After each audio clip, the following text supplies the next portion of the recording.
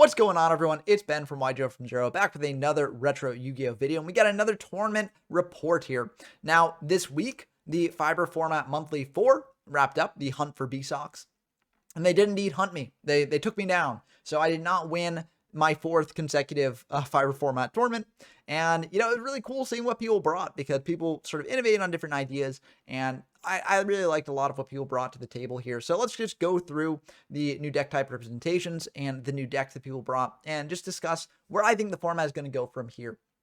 But before we do that, let's just define what the format is in case you've never heard of Fiber Format. It's the format held in July 2003 in the TCG. So it uses cards up to like Legacy of Darkness and the July 2003 limited list. So there's a lot of very interesting quirks about the format. You do have things like Double Graceful Charity running around, which a lot of people are not the biggest fans of, but there are ways to balance that out with things like Imperial Order or Fiber Jar, etc. And it leads to a very interesting format where you do have to get like aggressive at different points than you might in a regular game of Yu-Gi-Oh! And it's just a very, very interesting tempo-based format. And I really do like it a lot. And a lot of other people like it a lot because there have been regular monthlies for the past 4 months. So if you want to join in on the next one, give it a shot.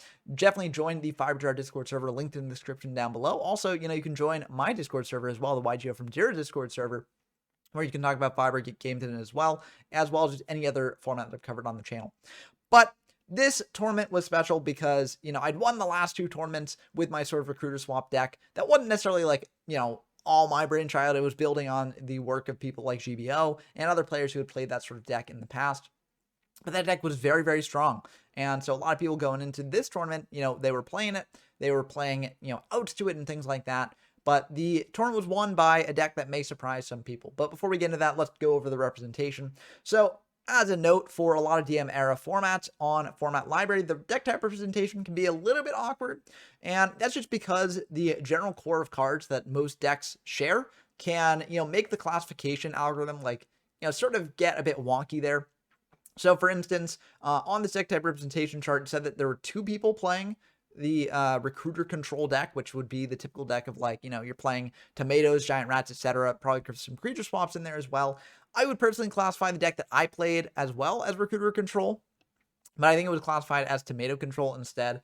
But, there's sort of weird things like that because a lot of decks playing triple tomato and just going for that route are classified as tomato control when the actual, creators of the deck might classify them as something else. But we had 13 people on tomato control, according to this, 2 people on recruiter control, 1 person on rat toolbox, and also maybe my deck classified as rat toolbox. I don't know. What's the difference between rat toolbox, recruiter control, and tomato control?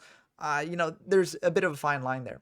1 person on last turn, 1 person on Gear Freed, and 1 person on Goat Control there. So a lot of interesting decks that people were bringing to the table, but the big, sort of standouts were the Recruiter Control decks, the ones playing, tomatoes, giant rats, etc., and just sort of the tomato control decks that are more like good stuff piles almost. So very cool to see that. If you look at the deck category representation, you'll see that most of the decks here are mid-range. There's a little bit of combo, a little bit of aggro, a little bit of control. I think the mid-range is a very good way to describe this format where, you're not really generally winning like in the first couple turns. You're not generally going to have like a long grindy game that goes for a super long time. The games will probably wrap up in, a couple turns, but like not at the very beginning. So that's more of like a mid-range style format to me. And I think one of the key things in finding success in this format is realizing when you have to get aggressive, realizing when you have to play your bombs, when you have to hold your bombs, etc. And I do feel like that's sort of something that a mid-range format sort of falls into there. But enough of talking about these broader statistics. Let's dive into the topping deck lists themselves and talk about what makes them so special. Okay, in third place, we had Azuna Gaiden here, who was on this sort of recruiter swap deck list here. And I think it does some very interesting things that I was not doing in my original list that I might sort of add to my deck in the future. One big thing is Air Knight Parshath. Air Knight Parshath is a very interesting card. It's only got 1900 attack, so it can be beaten over by someone like Bazoo the Soul Eater. But, if you're getting in that draw, you don't really care as much. Also, if you're playing all these recruiters, then, you likely have tribute fodder for it at multiple points in the game. So you can more easily bring it out, get that draw. And if people are playing Scapegoat, which I did predict more people would be on Scapegoat in this tournament, then Air Knight Parshath just eats Scapegoat alive. So very, very good stuff. And Scapegoat is one of the flaws of the Recruiter Swap deck. If you activate a Creature Swap and they change Scapegoat, you're in for a pretty bad time most of the time. But Air Knight Parshath sort of shores up that weakness a little bit better.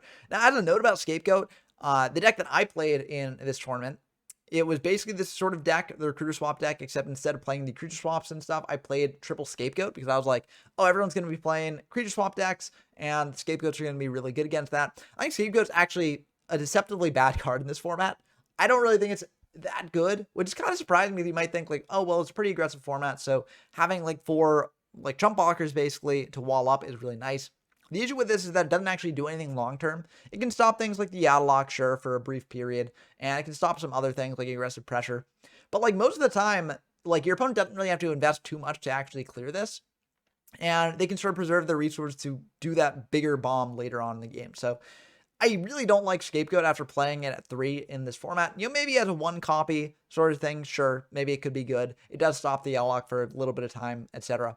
But I think in general, Scapegoat just is not worth playing in this format. And that's going to be my hot take of the video. You know, people can definitely disagree with me on that. But I really do not like Scapegoat in this format. And, you know, if Parshath does become more popular in the future, which it might be because this wasn't the only top 3 deck list playing Parshath, then Scapegoat gets even worse. So I would not really recommend playing Scapegoat in the future. But still, very, very cool to see this deck list played. And also, cool to see them sort of cutting some of the beaters. They're not playing Gemini Elves, Kaikus, Bazoo, Soul Eater. They're just leaning into the recruiters here. And I think that's a really neat direction to take the deck. So congratulations to Izuna Gaiden for making it into top 3 with this. The next deck in the top 3 is by Bobby Bodea. And it's a very, very similar deck to the one that Izuna Gaiden was playing. But I do like this one a little bit better. It is playing the beaters in here. So it's playing Gemini Elves and Bazoo Soul Eater, not going for Kaiku. I think that does make sense because in general, you can clear most things in this deck because you've got the swap. You've got like ways to get into Lily very easily off Rat.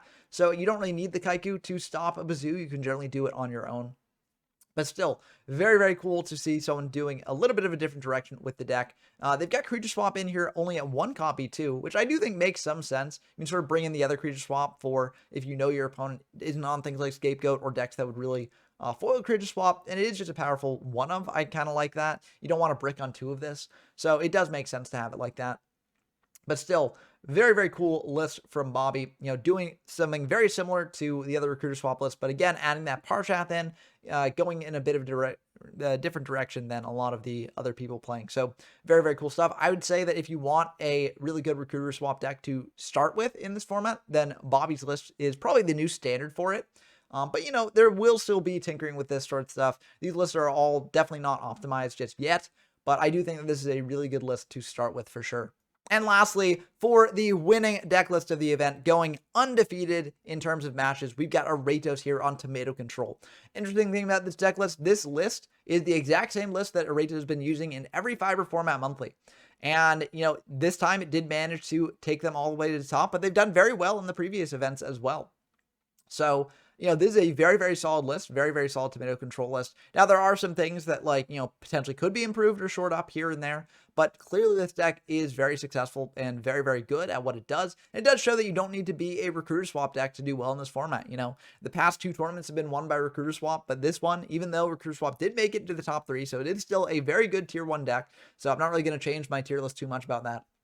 Tomato Control, just not playing the rats, is also very, very competent and very, very good. And another thing to note here, you've got the triple Jar of Greed here to draw deeper in the deck, get fodder engraved for things like Bazoo. You've also got a Time Seal here serving a similar purpose, but Time Seal also has another neat effect where it actually does linger after Fiber Jar activation. So if your opponent flips up Fiber Jar, you can chain Time Seal, at least get some sort of residue on the game state afterwards. So very cool stuff there. Also, Trap Hole and TT here. Kind of interesting that they're doing a 1-for-1 ratio there, but I do think it does make sense. Trap Hole does allow you to preserve your own aggressive pressure here while dealing with your opponent's removal, so I think that makes a lot of sense, but TT is very good. Now there's things like Lily and Yata in the format. No Yata in the main deck as well, which I do think does make sense. Yata can be a brick sometimes, even though it can also win games, so it makes sense to sort of slim that down as well in the main deck. So very, very cool list from Aratos here. I think this is sort of like the list that you should pick up if you want to play Tomato Control or just sort of like a good stuff pile deck in this format. And I'm curious to see where, you know, people go from here, whether the next tournament will be won by Tomato Control or Recruiter Swap or something else entirely.